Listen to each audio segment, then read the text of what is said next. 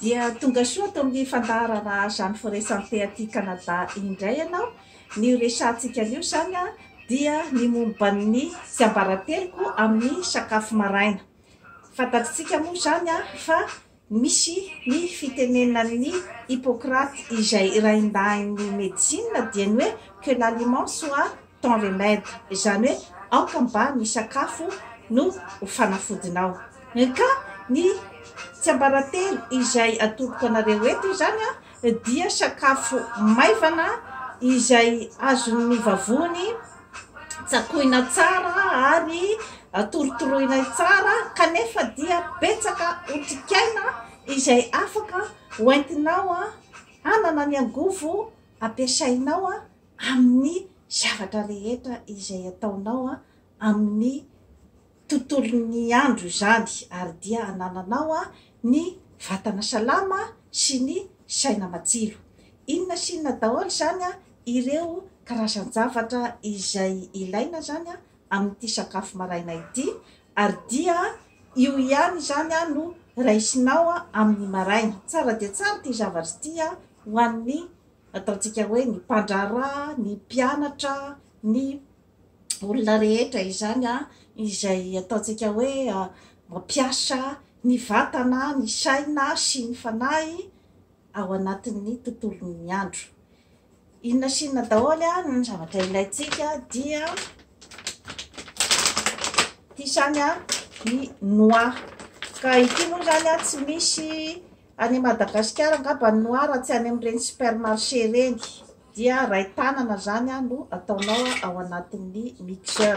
Ny noix moa zany izy dia misy fer be dia be mihitsy zany indrindrandrindra tsara ho an'ny vehivavy izay tsy ampy fer izany, ary misy fibra betsaka sy potassium koa izy zany. Dia raisitsika koa zany ny paoma.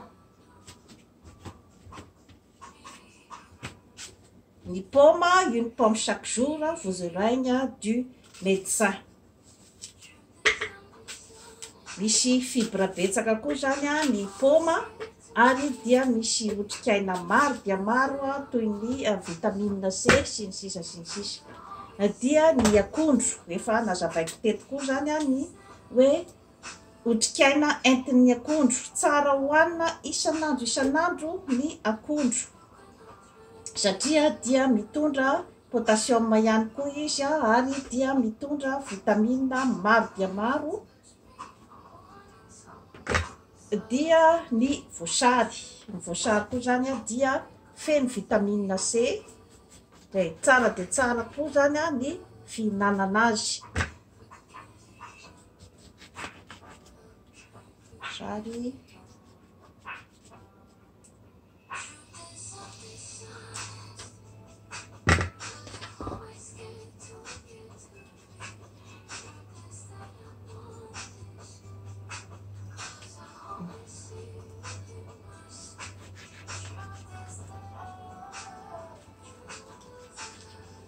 ary ny fanomanana ny sakafo maraina toy itony moa zany dia tsy mandany andro firy.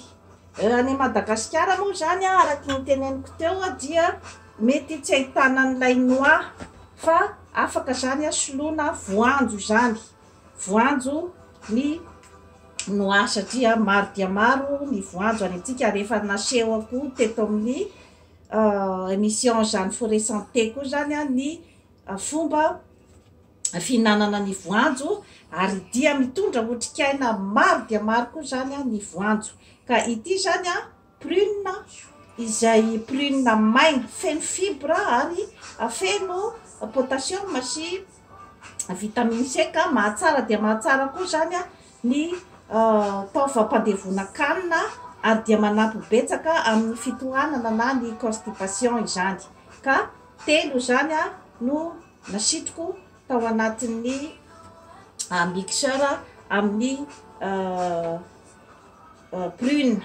Ty zany prune séché, efa maina zany any amin'ny supermarché, fa any amin'ny Madagasikara afaka ataonao prune mbola tsy séché zany, fa prune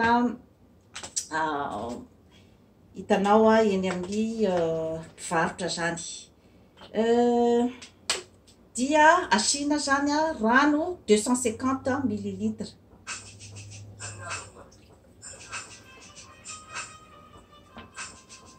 Dia asiana huile de coco. Ny huile de coco ndray zany dia huile de coco fihinana zany. Rehefa mihinana huile de coco dia jerevana tsara zany ny etikety hoe misy hoe mangeable na hoe apprécié à froid. Izay zany no huile de coco afaka ampiasaina. Dia asiana huile de coco zany indroan'ny sotro kely.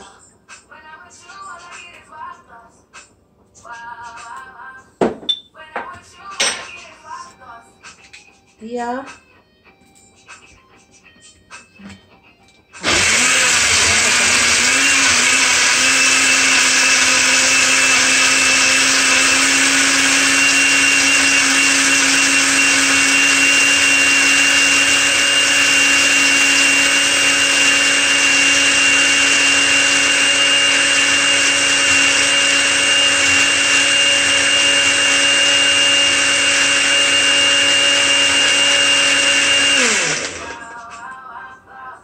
hitantsika amin'izao zany fa mahazo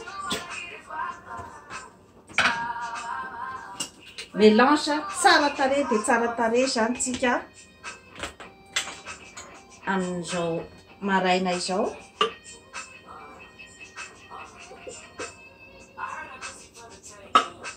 Dia iny zany no sakafo maraina hohanina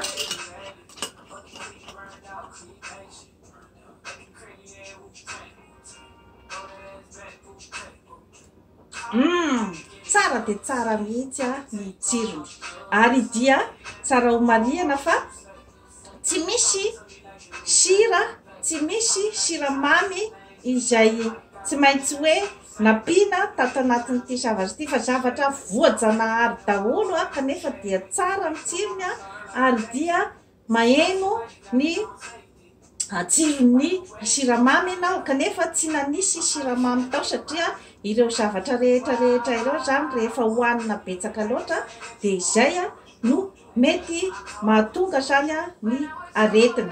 Dia toy izay sy toy izay indray tompoko lahy sy tompoko vavy no azona tolotra anao an'io. Manaova abonnement amin'ny Jeanne Forêt Santé aty Canada fa hanatsara ny fiainanao. Bye bye.